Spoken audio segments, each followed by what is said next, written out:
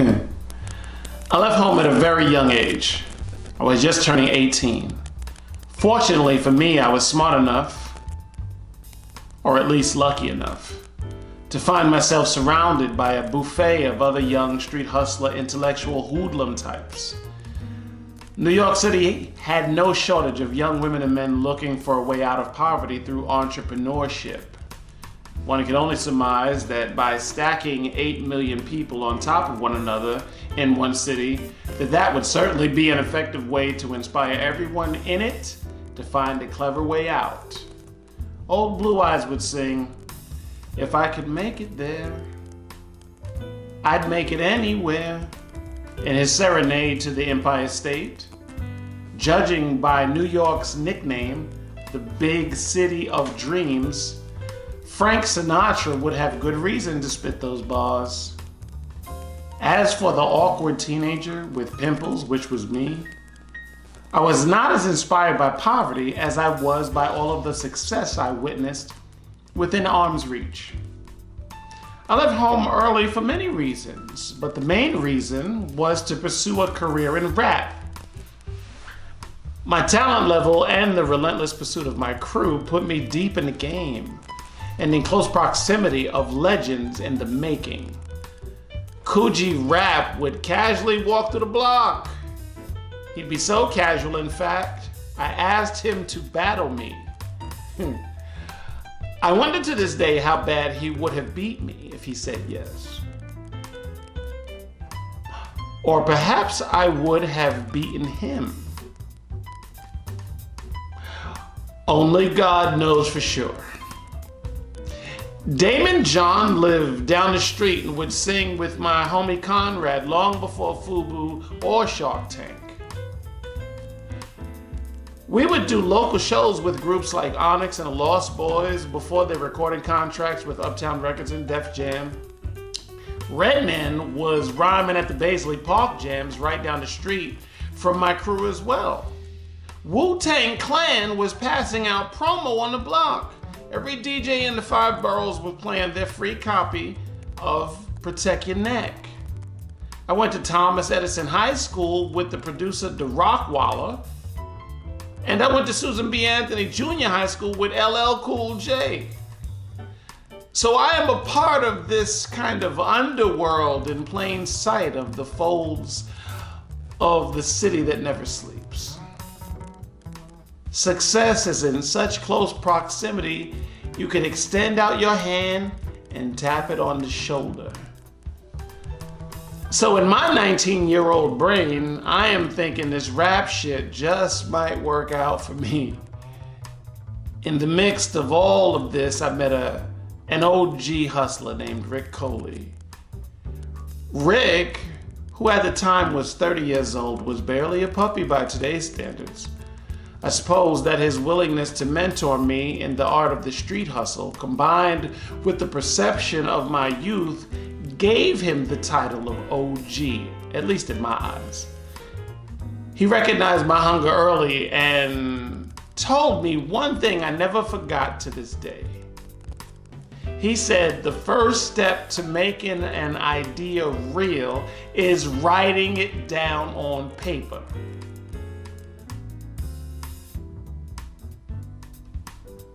I'll say it again.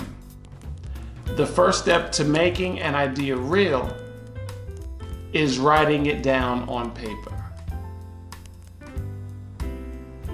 Let's think this through, episode 8. Let's go! Ladies and gentlemen, boys and girls, dudes and dudettes, the sexy and the not so sexy, big children and little.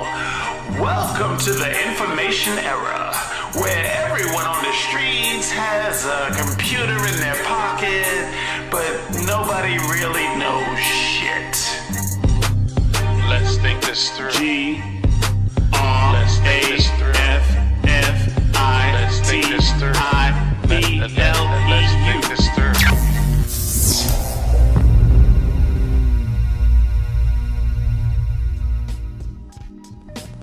Welcome to episode 8 of Let's Think This Through, a podcast platform that uses the scientific method as a frame, a template, a guide, if you will. This framework will provide structure when this podcast artistically examines certain aspects of the current human condition. All things considered, please note that even though the structure of this podcast is framed scientifically, the conclusions reached will be expressed artistically.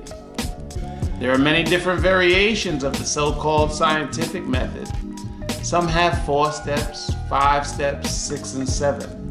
The scientific method which best suits the artistic vision of this podcast is as follows. First, we will make an observation. Then we will ask a question based on the observation. Then we will form a hypothesis that answers the question. Then we will make a prediction based on the hypothesis. This will be followed by an experiment. Now, ideally, experiments are held in controlled environments. The controlled environment makes sure that all of the variables stay the same. Houston, we have a bit of a problem. I am not a scientist. I am an artist. So experiments for the sake of this podcast will instead be experience. We will either be examining my own personal experiences or historical events that society at large experienced on some level. The experiences chosen will be ones that best put the topic of this podcast in proper context. Finally, we will analyze the data, meaning we will briefly review and reflect on the discussion at hand as we approach the conclusion of the podcast. After every idea has been expressed and every thought has been communicated, the last step of this process is up to you. You can either accept my wisdom and my testimony as I present it to you, or you can reject it. Either one you choose is fine and makes no difference to me. The reason it makes no difference to me is not because I'm a heartless bastard who doesn't care about your feelings and opinions. It makes no difference to me. It makes no difference to me because you agreeing or disagreeing with my artistic perspective is totally irrelevant. What is actually relevant is your brain thinking critically. Right? Critical thinking is a good thing. Now that the train tracks are laid, let us hop aboard and journey to our first destination, which is making the observation. Now, I have always found it ironic that most people claim to be optimistic in their core philosophy, but pessimistic and cynical in practice. For example, most subscribe to the belief that love conquers all. But in practice and application, too many become overwhelmed by fear after coming face to face with the euphoria new love can produce. Many will talk a good game when it comes to chasing a dream, plans for their own self-improvement, or how they were going to execute this grand plan on how they were going to become the best version of themselves. However, in practice, those same people were praying for blessings they were not at all prepared to receive. I remember a time in 1996 when a soon-to-be Rock and Roll Hall of Fame New York City rapper from the borough of Queens teamed up with one of rap's soon-to-be icons and premier female soul singer / MCs of all time. They made a song called If I Ruled the World, where Nas lyrically painted pictures of what utopia would look like if it should come to the ghetto, and Lauryn Hill sang, I remember plenty of DJs talking over the record as Nas was rapping and Lauren was singing, and they were saying things like, "That would never happen, son. That would never happen, son." Later in life, I was reminded of mankind's violent rejection of utopia again when I heard a poet profess that she held on to the pain because the pain was familiar. In the event you find me being too cryptic for episode 8, allow me to speak on what the observation is, okay? Everyone craves peace, harmony, love, gratitude, and happiness. Yet most people become as scared as a schoolgirl in R. Kelly's limo when love knocks on the door. As if most are actually saying to themselves as they look out of the peephole, love must have the wrong house. Love couldn't possibly be making a stop here. Weird, no? So if we should follow the advice of my mentor, Rick Coley, that I mentioned at the top of the podcast, what should we write down in order to take the first step in making it real? How can we open the door and let love in? If writing things down truly is the first step in manifesting destiny itself, as a descendant of the Moorish Empire, I am inspired to ask this question. What does the revolution look like? I will ask tonight's question again. What does the revolution look like? This question fascinates me.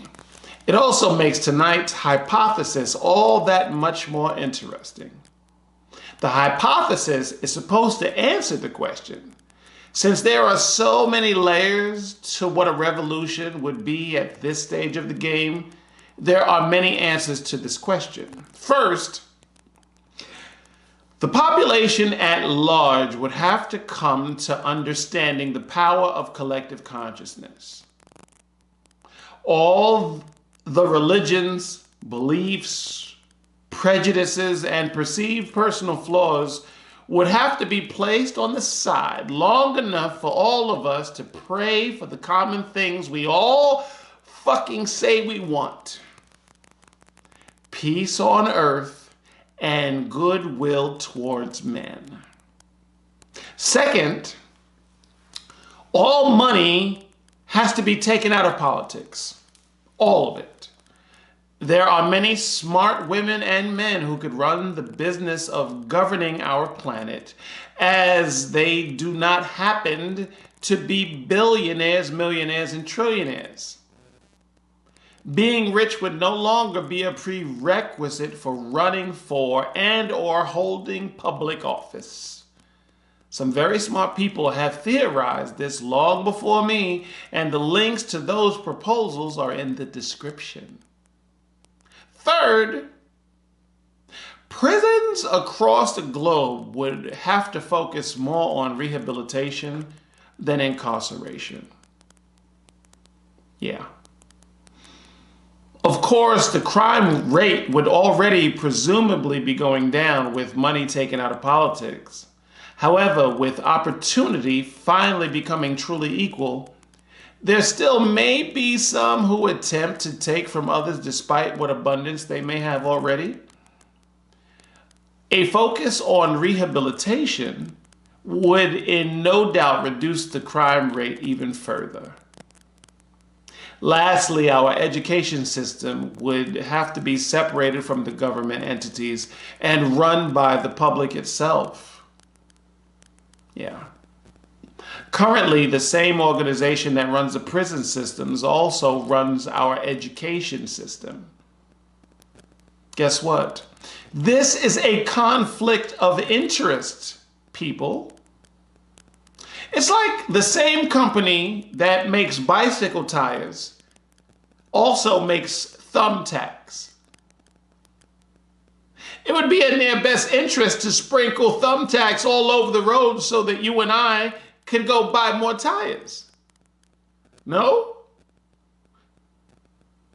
It would be in their best interest to sprinkle tacks all over the road so that you and I can get flat tires, leading us right back to them to purchase some more. Educate the youth poorly, never teach them about purpose, how credit really works, how to deal with their emotions, or help them understand who they truly are. And you've increased their likelihood of doing time in a box. I can go on and on with example after example, but we simply don't have that kind of time. As for my prediction,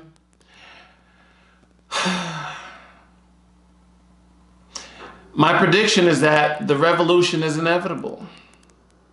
I'm simply not sure as to what event needs to happen for the people of this world to say enough already. I don't know what's going to happen to make us as a people mad enough to say enough already. I don't know what that's going to be.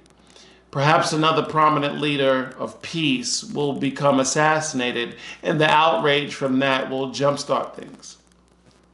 Perhaps the last robot will replace the last human job, and mankind will finally realize that technology should work with us and not for us. Perhaps the empirical nations will decay and rot from the inside like every empire has done that preceded it, making things a bit difficult, but not as difficult as going to war with the machine itself. As far as the experiment/experience on the topic of revolution, I give you this. Everything is circular. Everything goes in cycles, ladies and gentlemen. Be it the planets rotating or in the vastness of space, or the cycle of life and death that is present in every living thing on this planet. Chaos does not last for an infinite amount of time, and neither does peace. What do you think the revolution looks like? Tell me in the comments section or join me on Patreon to discuss it further. That's it for episode 8, kids. Until next time, take care of yourselves. Stir.